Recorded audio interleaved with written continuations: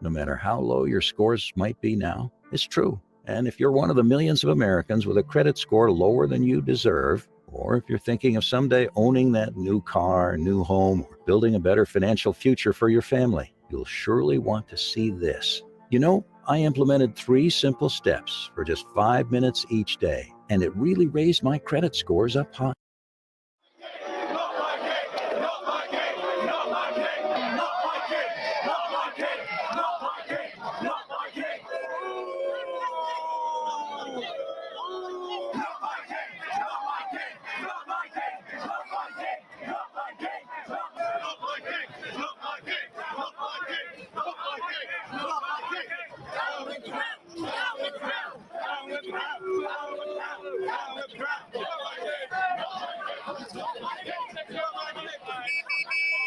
Down with the crown! Down with the crown! Down with the crown! Down with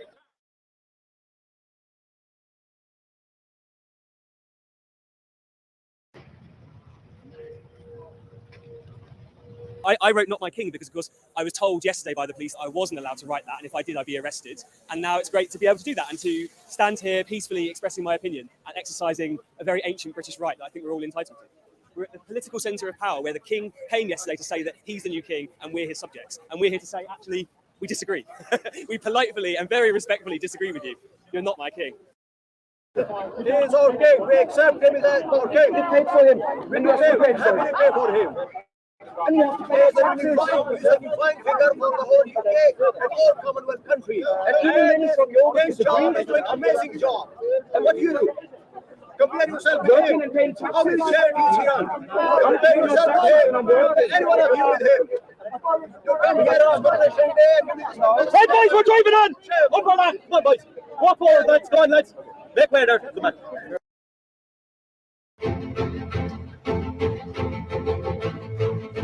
When we want democracy! When we want it now!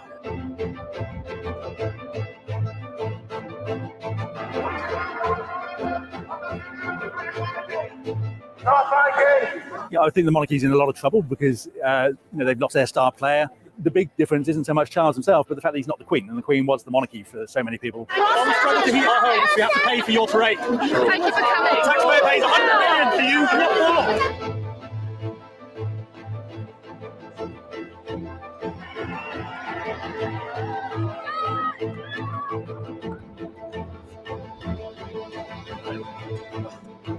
Why are you wasting our money?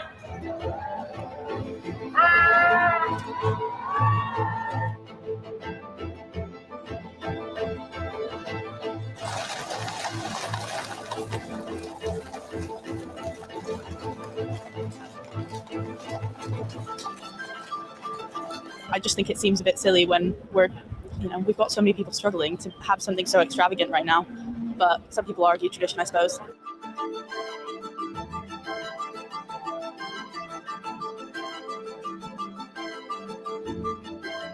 We do see, as has been historically, actually younger people less likely to be supportive of a monarchy, but also today with higher numbers of ethnic minorities in our population, they're less likely to be favourable to a monarchy. Those located in London and Scotland, less likely to be favourable. And also we see that the middle classes, those in the middle income groups, they are more likely to be slightly more favourable towards a republic.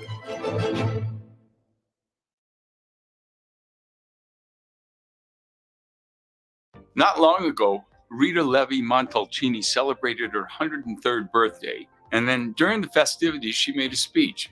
And in that speech, she said, "My mental capacity is greater today than when I was 20. Normally, when I read a story like this, I smile and I say, God bless her, and then I turn the page. But in this case, I took Rita's comments very seriously.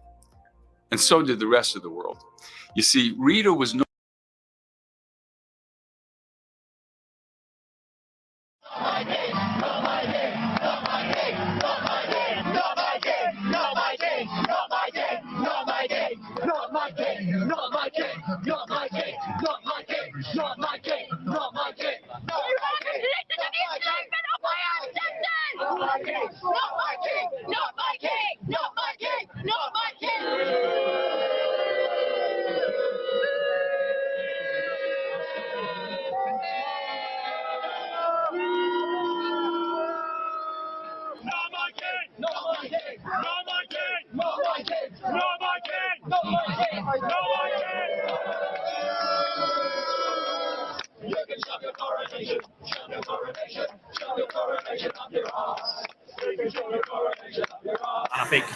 disappointed in this country where we are now. It's very modern, very forward-thinking, very inclusive country. It's got this fascination with monarchy. People seem to think it's fair in this day and age. Cost of living crisis, people are struggling, really struggling to spend such an elaborate amount of money on a party, basically. It's absurd that in the 21st century, we, as like a leading nation of the world, still have a hereditary head of state. It's ludicrous. It's an affront to democracy. It's insane that, like, that they can still have so much power constitutionally compared to even other countries that have constitutional monarchies. We were here to uphold the simple democratic principle that Britain's head of state should be elected by the people and based on merit, not inherited and not without the consent of the public.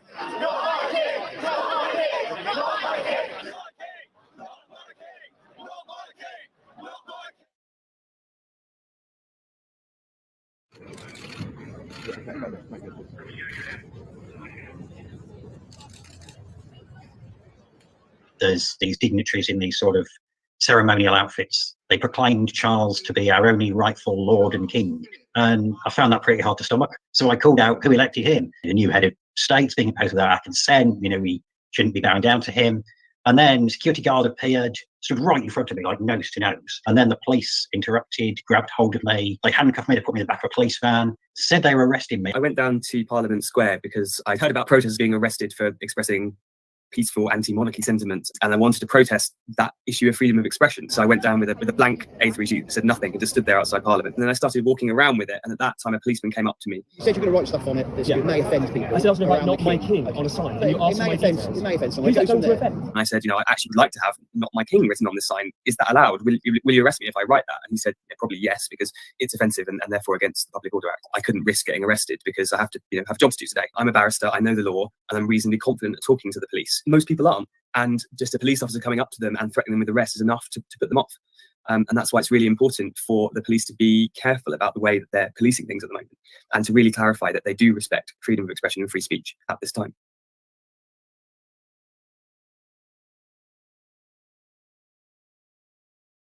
Buying Tesla, Apple, Amazon, or any other tech stock is a devastating financial mistake.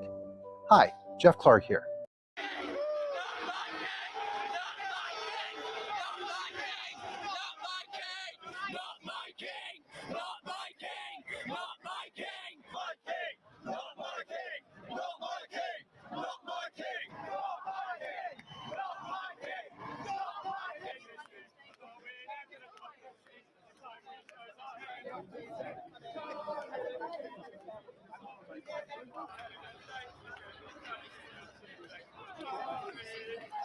Don't win a king!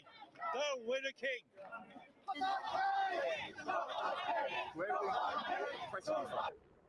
I don't know, kind of in disbelief that it's really, that we're living in this moment of authoritarianism.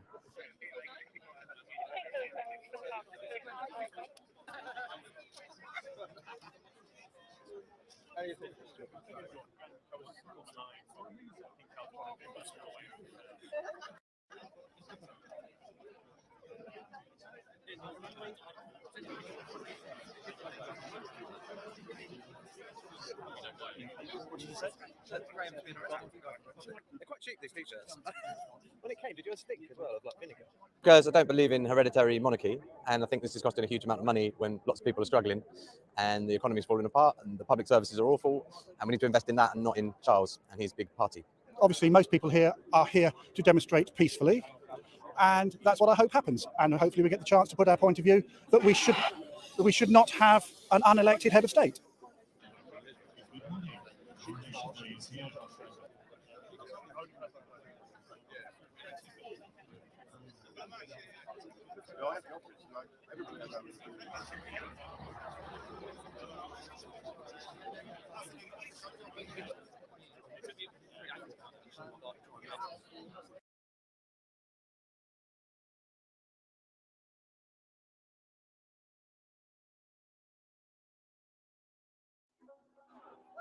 Democracy! No! We want it now! What do we want? Democracy!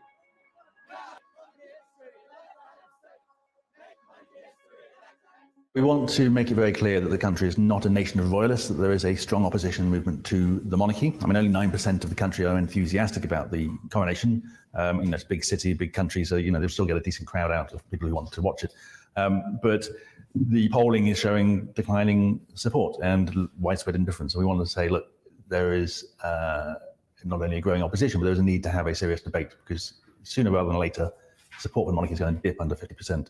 And then it loses all its legitimacy. So we need to start having that debate now. Yeah, I think the change of monarch has made a big difference. And I think the thing is that most people, they like the monarchy because they like the Queen. I think Charles is a very different kettle of fish. We know who he is. We know he's got lots of opinions.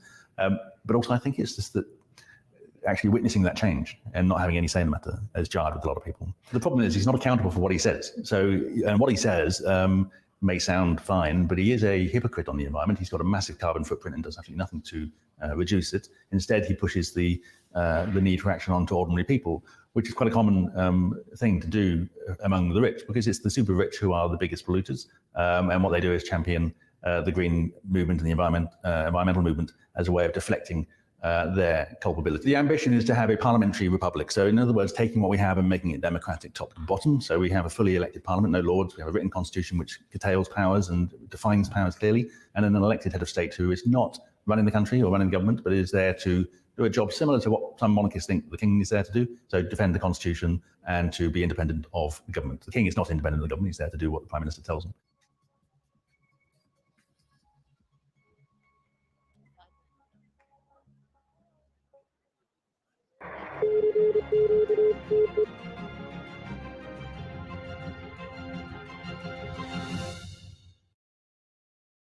If you're a homeowner, let me ask you a question. What would you do with an extra $100 or more a month? Let's face it. God save the king!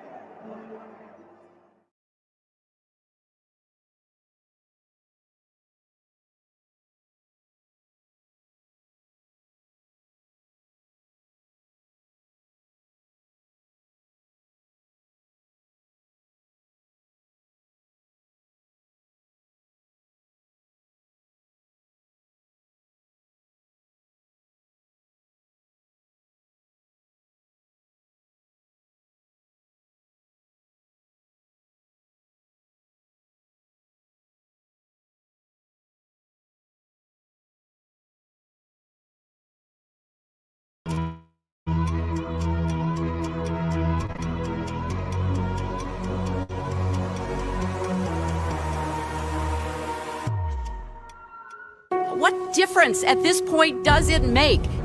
Those weapons of mass destruction got to be somewhere. Nope, no weapons over there.